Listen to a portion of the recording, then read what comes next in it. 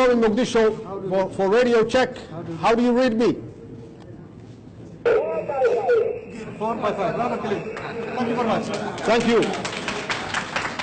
muddo ayay Soomaaliya marti ka ahayd maamulidda hawadeeda laakiin maanta waxay u hubisay inay dib u hanatay taas uu daahfuray madaxweynaha jamhuuriyadda federaalka ee Soomaaliya mudane Maxamed Cabdullaahi Farmaajo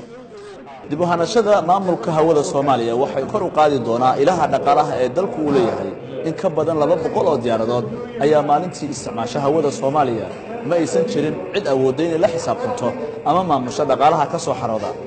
dawladnimada wanaagsan ay tani tusaale u tahay in Soomaaliya ay dib u maamulato hawadeedii markii ugu horeysay tan iyo wixii ka dambeeyay burburkii dawladda militariga qalabkan oo laga hago diyaaradaha isticmaala hawada Soomaaliya ayaa awood u leh inuu maareeyo maamulka hawada dalalka baxsan Soomaaliya kaas oo ah qalab casri ah oo badankii ay sanaysan dunida saddexaad munaasabada daafurka dib u horgelinta maamulka hawada Soomaaliya oo lagu qabtay xarunta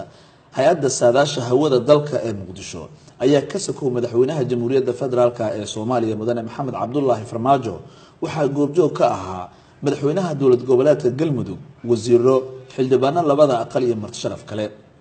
wasiirka gaadiidka iyo duulista hawada Soomaaliya Maxamed Cabdullaahi Salaad Omar ayaa sheegay in dawladdu ay dadaal ku bixisay kamira dhalinta in dalku hawadiisa si madax bannaan u maamusho waxaan rabaa inaad ogaatiin soo noqoshada hawada Soomaaliya keentay in laga soo guuro Nairobi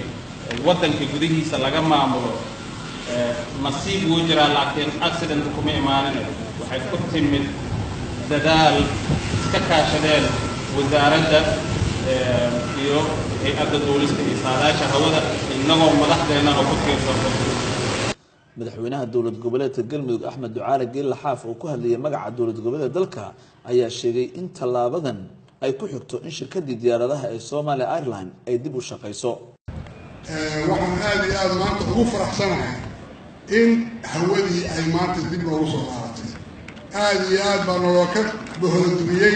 marar badan waxay ku sigatay in la qaato marba hadda laga joogo waxaan u malaynayaa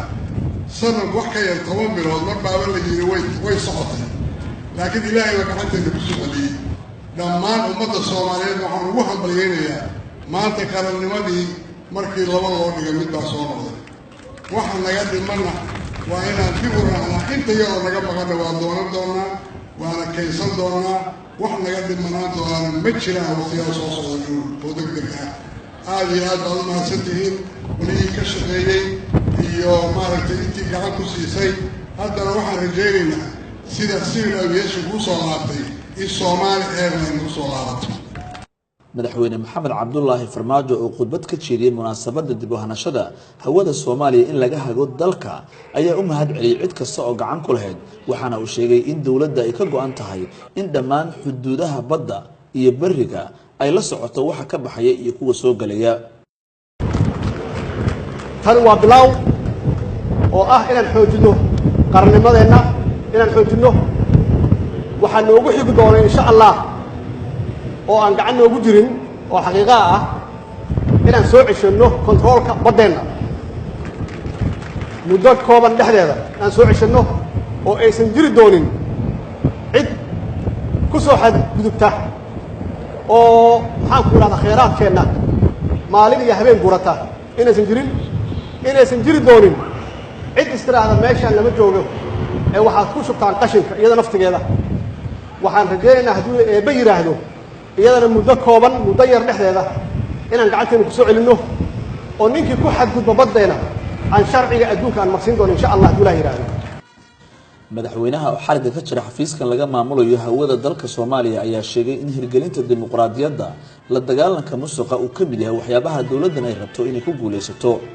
waxaana uu ka codsaday mas'uuliyiinta dawladdu inay ku mashquulin khilaaf iyo habdhaqan qabiil oo uu sheegay in dalkan aanay waxba u soo kordhinayn waxaana mar kale uu gacan hatiyay kooxaha nabadda diidan inay hubka iska dhigaan Soomaaliya waa dhaqaaqday Soomaaliya way socotaa istaagi mayso ciidankii xoog ahaa ciidankii qalabka siday waa diyaarsan yahay maalinta ka dambeysana waa sii xoogaysanayaan waxaan idin sheegaynaa inaad ka baxdaan waxa aad ku jirtaan oo ah inaad xasuuqdaan ummaddiina iyo shacabkiina inaad ka tanaasushaan oo aad dib ugu soo noqotaan ummaddiina oo aad qayb uga noqotaan horumarka iyo dhismaha dalkeena annagu waxaan ballan qaadaynaa sidii aan ku caddeennay oo aad markhaati laga yahay ciddii noo timaada oo soo dhibta inaan siino wax alla waxay u baahan yihiin deganaansho iyo sharaf iyo xurmaba ciddii soo dhibta oo hadda mar labaadan ugu baaqayo maxaa yeelay waxaan ognahay ciidankeenu inuu hadda u diyaarsan yahay shacabkeenna u diyaarsan yihiin inay dib u soo ceshadaan qarnimadooda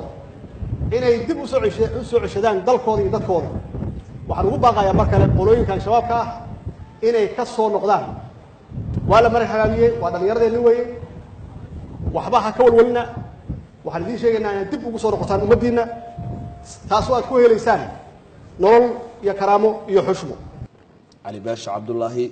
warbaahinta qaranka magaalada muqdisho